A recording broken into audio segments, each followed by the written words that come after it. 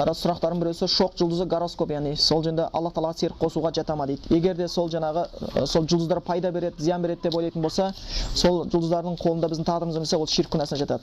Гороскопқа еш уақытта сенуге болмайды. Ол палшылықтың түріне кіреді. Өйткені ғайыпты Аллах, аспан мен жердегі ғайыпты Аллахтан басқа ешкім білмейді деген аят бар. Сондықтан мұсылман солай сенуіміз керек. Біздің тағдырымыз да, біздің келешегіміз де Аллахтың қасында, Аллахтың қолында. Пайғамбар Мұхаммед Мұстафа саллаллаху алейхи байланысты хадисте бар: егер мен алдымды болжай алатын болсам, өзіме жақсылықтың бәрін басыма үйіп алатын едім дейді.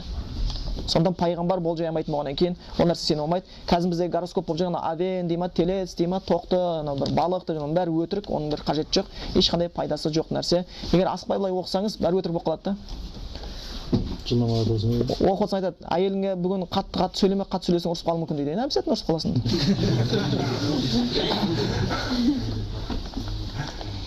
Сондай бір Айшаның былай айтқанда, адам тентек қылатын нәрселер, оның ішінде бір ештеңе жаңалық айтылмайды, бүйтіп қалады екенсің, бүйтіп қалады екенсің деген сияқты.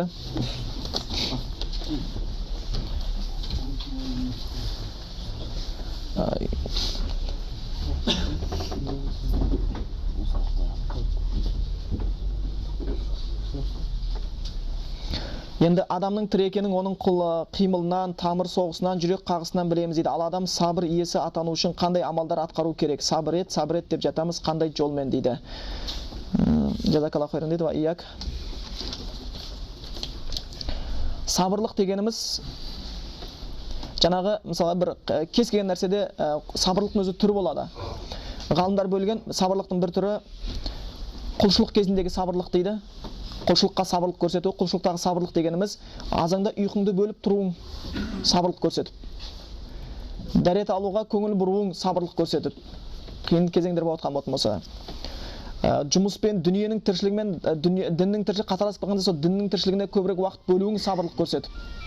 Мына осы сабырлық көрсетудің қатарына кіргізетін нәрсе болып келеді екен. Сол сияқты мысалы айтайық, ашуланған кезде сенің ішіңді келіншегімен ұрысып қалдың, ішінен бір ашу кернеп шығып баратқан кезде пайғамбарымыз хадис есіңе түсті, отырдың, қайтпай жатыр, жаттың, қайтпай дәрет алдың, мына осы сабырлық көрсетуді. Осы әрекет сабырлық. Әйтеуір сол ашуды шығармау жолына кірісудің кезі. Негізі сабырлықтың сауабы өте үлкен, естеріңізде болсын. Өте үлкен. Мысалға хадистерде келеді, Құран үшін мысалға оқысаң әр әрпіне 10 сауап деп келетін хадистер бар. Мысалға садақа берсең жаңағы 700-ге дейін сауап артады деген хадистер бар. Ал бір осы сабырлыққа болатынса иннама юаффас сабируна ажрун биғайри хисаб дейді. Сабырлық көрсеткендердің есепсіз сауап алады дейді.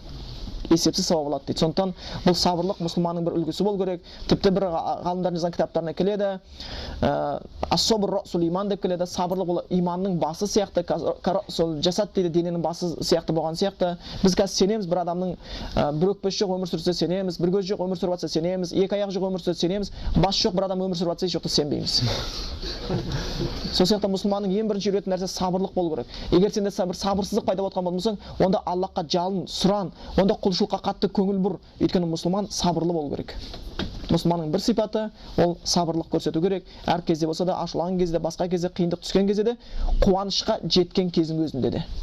Сондан біреусі құлшылықтағы сабырлық, екінші күнәдан болған сабырлық дейді. Күнәдан болған сабырлығымыз, бір күнә істейін деп тұрсың, сенің көз алдында бір әдемі қыз өтіп бара жатыр, сен сабыр қылып көзіңді тартып, төмен қарап, оған қарамай қойдың, сабырлық көрсеттің шахуатыңа қарсы тұрып. Онда бұған да сауап жазылады.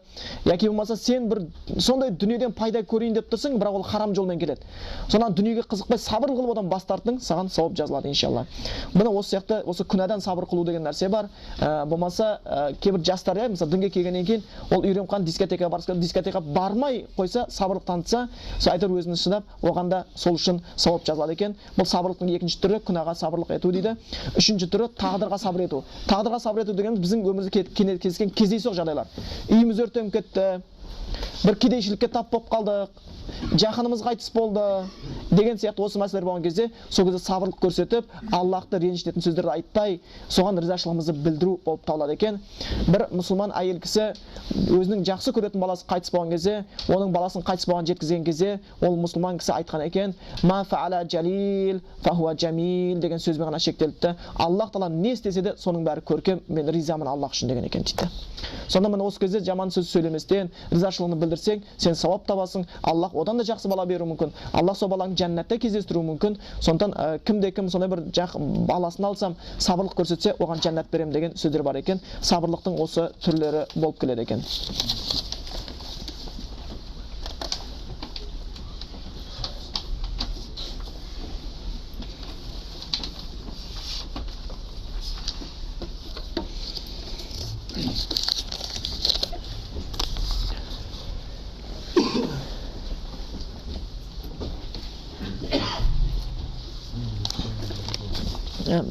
Бисмилла, дұға еткен нәрсенің орындалмайтынына көзің жеткен кезде дұғаны тоқтату дұрыс па, әлде бұрыс па дейді.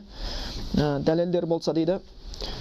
Негізі хадис бар, айяруддахума сифран дейді. Қайсы бір құлым дейді, Алла деп алақан жайса, мен бос қайтаруға Құдай үй алам деген. Біз дұға қылған кезде еш уақытта қабыл болмай қалмайтын кездері болмайды. Қабыл болады. Міндет түрде қабыл болады. Біз оған үміт етуіміз керек, асықтырмауымыз керек. Бірақ қабыл болмай қалуы мүмкін өзімізден кеткен кемшіліктерге байланысты. Мен қалбин ғафилин деп келеді, қаперсіз жүректен жасалған дұға. Ерінішten күбірлеп, дұға қылған кезде шын ынтамен, ол Аллахтың қолында екенін сене отырып, Аллахқа шын мұқтажыңды сезіне отырып жасауың керексің да, күбірлеп отырып. Пайғамбар Мұхаммед Мұстафа саллаллаху алейхи ва саллям кей кезде дұға қылған кезде, жылап жіберген кезде көзінен жас ағып, иығынан шапаны түскен кезде, екі қол аспанға көтеріліп кеткен кезде, сахабалардың шыдай алмай жүгіріп бар шапан жауып пайғамбарымыз Абу Бәкірдің өзі бір жолы, я Расулалла, болды, Алла тілегіңізді қабыл етеді деп қоса жылағаны бар. Жыбырлап отырамыз да қабыл болмады деп отырамыз кей кезде. Кей кезде күнәміз кедергі болып қалуы мүмкін, ықыласымыздың жоқтығы кедергі болып қалуы мүмкін. Бірақ шынымен де біз бір дұға қылсақ, Аллах бос қайтармаймын деген үш нәрсенің біреусі болады. Не тілеген нәрсеңді тікелей береді. Яки болмаса, Аллах Тағала сенің бір күнәңді өшіріп жібереді соменен. Яки болмаса, қияметте саған сауап жазып қояды. Өйткені дұға деген құлшылық қой. Дұға қылу деген құлшылық. Ол үлкен құлшылық. Ад-дуа хуал ибада. Жалыну, жалбарыну, дұға қылу бұл құлшылық дейді. Нағыз құлшылық дейді. Бірнесінде жаңа дуа абдал ибада деп келеді. Дұға қылу дейді, абзал құлшылық деп келетін нәрсе бар. Сондан бұны әрқашан біз айтуымыз керек, дұға қылуымыз керек. Оны иншалла Алла та бос қайтармайды, тілектерін беріп отырады. Тіпті егер дұға қылумен жиі айналысатын болсақ, біз тілектеріміз қабыл болғанда сезіне бастаймыз. Өте сезіне бастаймыз. Ықыласымызды құртсақ, мен көп адамдарды білетінем. Bir бауырымыз бар, Құдайдан дұға қылуға үй алам дейді. Неге үй аласың деп сұрасам, не сұрасам да бере береді дейді. Субханалла. Не сұрасам да бере береді дейді. Сосын мен не сұрадың десем, мисвак сұрадым дейді. Аяқ киім бауында өзінше сұра деген да. Сол үшін дұға қылудан жалықпауымыз керек. Бұл шынымен де құлшылықтың жүрегі болып табылады. Аллах Тағала міндетті түрде береді.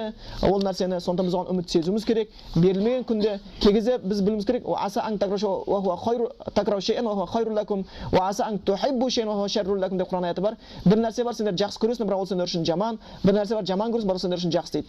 Мысалы, бір адам бір көлік сұрауы мүмкін. Бірақ оны берілмей жатады. Болмаса денсаулығына, ауруына шипа сұрауы мүмкін, бірақ жазылмай жатады. Бірақ соның жазылмаған ол үшін хайырлы болуы мүмкін да. Оған көлік келмеген ол үшін хайырлы болуы мүмкін, бір авариядан сақ болатын шығар. Біз білмейміз, өйткені Аллах біледі. Валлаху я'ламу антум ла та'ламун, өйткені Аллах біледі, сендер білмейсіңдер дейді. Сондықтан тілегіміздің қабыл болмай жатқаны Құдай бізді қинап атқан емес, Құдай бізге жан ашып атқан сияқты. Кішкентай бала болады ғой. Bir улы краска болады, мысалы бір жастағы, бір жарым жастағы бала ағасының қолындағы аквариумден краска жабысады, бер, ағасы бермейді. Ағасы өйткені жан ашып жатыр да, берсем шоколад деп жеп қойса уланып қалама деп. Ол ананы ренжітейін деп отқан жоқ. Сол үшін Аллах Тағала біледі бізге не қажет емес екен. Біз сұрай беруіміз керек, жалына беруіміз керек. Аллах ол дұға қылғанды сүйеді, оны жақсы көреді, ол үшін сауап жазылады. Бірақ ол пайдалы болса, міндетті түрде Аллах Тағала бізге береді, оны кешіктірмейді.